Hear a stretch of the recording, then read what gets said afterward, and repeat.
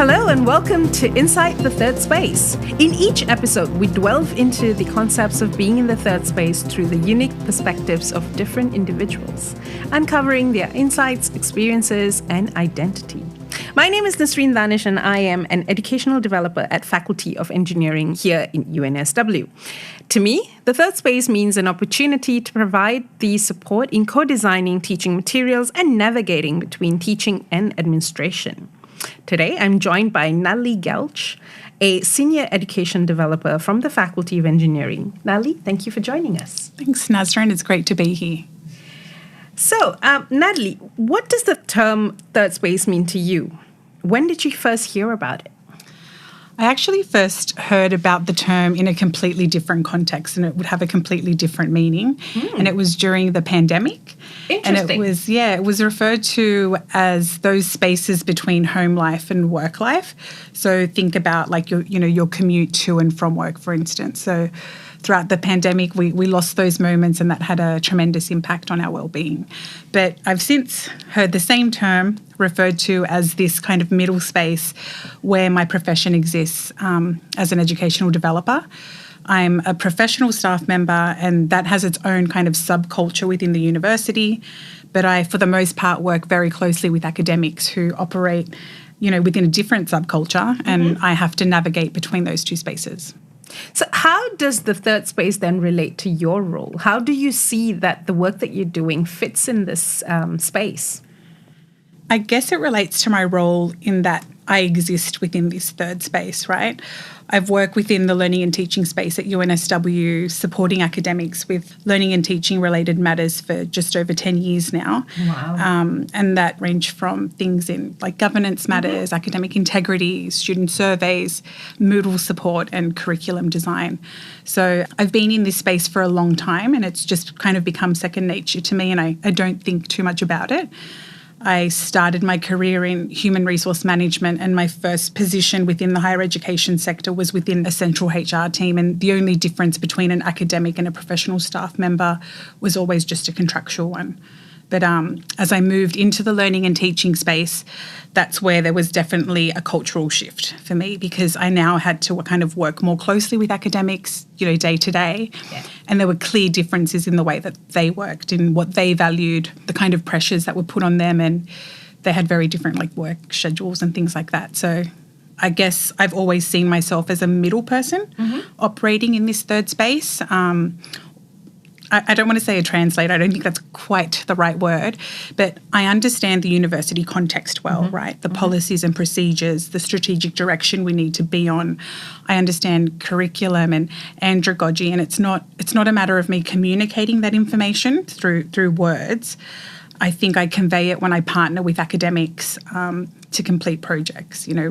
We each bring our own knowledge to the table, and when we work together, and I might bring the tools and maybe put language around things, but we collaborate and achieve things together. Wow, that's an interesting journey. Thank you. So how did you actually land in this space? How did I end up here? That's a good question. It's been a very long journey here, and I think like a lot of people who I speak to in this space, I kind of fell into this area of work. I completed a social science and policy bachelor's degree with a major in human resource management. So my early career was in HR. Wow. And then my first job at UNSW was in a HR capacity, but it was within the learning and teaching unit. So they're the central unit that kind of drove all the strategic learning and teaching projects, which is now probably PVCE. And I remember vividly that they had monthly unit meetings, and they would kind of share all the projects that were happening at the time. And I remember at the time they were transitioning over from Blackboard to Moodle. That was one of the big projects, but there were a lot of things going on. And I thought that everything we did in that unit was amazing, right? Then, so I was only there a year, and then I went over to COFA, which is the today Art and Design at the Paddington campus. Where I was there on a kind of casual basis supporting the Associate Dean Academic who oversaw everything learning and teaching. And one of the first things that I noticed when I was there is everything that I thought was amazing at the central unit was not used within the faculty. So I just saw that big disconnect immediately. But I learned a lot in that role. Over 5 years there, the position changed a lot. And, one rainy afternoon, Moodle kind of just fell on my lap. At first, it was they were asking me to just add academic staff to each module. And so I was doing that. And then naturally, when some questions from academics come to you in relation to Moodle, they just start building. If they don't find the person who can answer the question, they'll find whoever they know. And that ended up being me. And I decided to complete some postgraduate study at the time because I thought I was interested enough in the space. So I did a graduate certificate in learning sciences and technology. And then while I was studying, I think my confidence grew and I applied for the faculty educational technologists at Arts and Social Sciences. That was a really difficult move for me, only because I'm not a particularly techie person and I was uncomfortable with the job title of educational technologist. I made it vividly clear in my interview that I know not too much about technology, but I think that they valued my communication skills more than anything.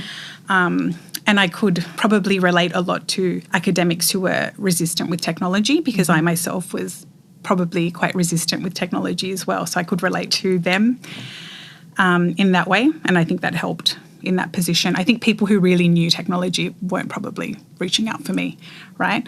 And then moved over into a course designer position at the business school, which was, again, another massive shift for me for a few different reasons, in that for the first time, I probably wasn't working with academics who were as willing to work with me, like I had experience within the ed tech space. I feel within that previous space, especially more seasoned academics, they're kind of happy to say that they don't know how to use a tool and reach out for help, but that's just not the same case in the teaching space or in the course design space. They've constructed their own knowledge over time. They have an understanding based on their own experiences about what is good and what is bad. Yeah. And I guess they don't feel like they might need my help as much. And it's probably also a combination that I also think a lot of academics have been kind of starved for support within this space as well. And then now I'm here. I'm in where am I? I'm in I'm in the Faculty of Engineering as an educational developer, and it's I'm well cemented in this third space. Wow, I'm very impressed, Natalie. So I know that you mentioned a few of the challenges that you've just described while in your journey, but as a third space professional, what are the other pain points you hit navigating this space? Yeah, I guess for me, not being an academic and sometimes not having or not feeling like you have that credibility to support and help academics with their learning and teaching has been an issue for me. I've suffered from serious bouts of imposter syndrome throughout my career for different reasons. And at first it was, about technology. I don't know enough about technology to be an educational technologist. Then it was like, how can I help an academic with their learning and teaching if I've never really taught myself? The extent of how I would understand the teaching aspect would be, I design and I deliver workshops, but where you apply kind of some of those same principles, right? But it's not exactly the same. So in recent years, I've had to kind of reframe. So I kind of think it's almost good that I haven't had that teaching experience, or at least that's what I've been convincing myself of in the last few years, because I think I will possess a really unique experience of teaching if I myself taught, right? Yes. And I'd have more conviction about, yes, this works, this works, and I don't understand. I think I would lose that. I could perhaps lose that ability to empathise. What I do bring to the table is 10 years of experience listening to a range of different academics who have had a range of different experiences, and that's what I bring to the table. So when you tell me about something that you're experiencing, I can recall on other people having that same experience. I can recall how they have tried to solve those things. I can recall how maybe I have helped in trying to help them solve those things. So I think that's a challenge, in terms of my experience. And I think another big one for me is related to not really having control or power to make things happen. I'm not sure if that makes sense. all our work really rests on building relationships with academics, right, and partnering with them, because they have ultimate power of the domain that we want to make changes in, which is the classroom. So I think that's a big challenge for our role. Yeah, and I think your 10 years will be very, very beneficial. Now, what's important for third space professionals to be doing right now? It's funny because previously I said I was resistant to technology, and I still am. But I think we have to, now's the time to kind of embrace AI. We have to get on that AI bandwagon and make sure not to miss the wagon. I'm not sure. I'm not very good with expressions. The education landscape is changing significantly and very quickly. It's impacting, students in the way that they learn, teachers in the way they teach, but it's also impacting how we work and how we can work. So I think we need to take that time to invest and understand what these tools can do for us. I think it's important for us to understand also how we add value to education and to dismantle the cultural divide between academics and professional staff. And in a way, I kind of think that that's what the third space is trying to do, right? The notion of it. We aren't necessarily like an intermediary between two spaces. We're a legitimate space of our own.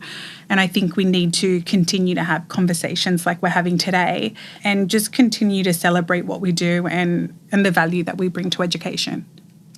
Thank you, Natalie. My final question for you for today. What do you say to people who actually want to explore a role in the third space? Do you have any advice for your third space peers? Or peers who want to come into the third space? Yeah, I would say do it. Come and join us. There's plenty of room for you. I think people who I've spoken to who are interested in this space have always been worried about the type of experience they have. And I think what's really nice about our space, and I just even think about our own team at the moment, we just have such a different background of experience, and I think that just makes the team richer. And I think just apply. There's room for you. I think you just have to find the right team. And just because you've been knocked back in one position, it doesn't mean you're going to be knocked back in another. Like I said, people are looking for a unique set of skills for their team. So you might not fit in engineering, but you might fit in business. So that's what I would say. And it can be an incredibly challenging space to work in, but I think it's also incredibly rewarding. Wonderful. Well, thank you so much, Natalie, for joining us and for sharing all of your insights, your journey. And to the listeners, thank you for tuning in to Inside the Third Space. Until next time, stay curious and keep exploring the third space. This episode of Inside the Third Space was presented by me, Nasreen Danish. Our editor is Morgan Harris, and our producer is Ellie McDougall. We were joined today by our guest, Natalie Gelche.